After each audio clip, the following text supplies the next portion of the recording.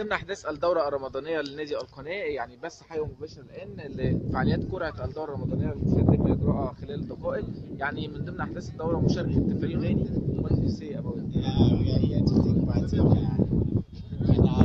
Ramadan tournament, and it's going to be big. Everyone have to bring a watch, everyone have to expect some celebrations, and we are HFC representing.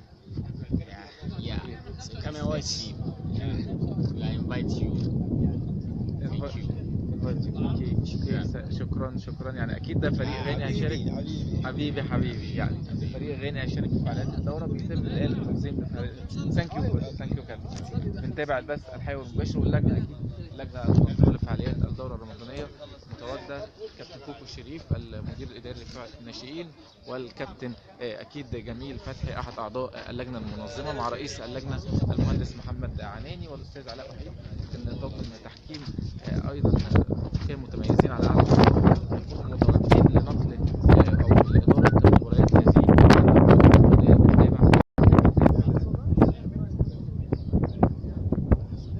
يعني دي كانت بداية للبث الحي والمباشر لفعاليات الدورة الرمضانية وإجراء القرعة التي ستتم خلال دقائق من الآن.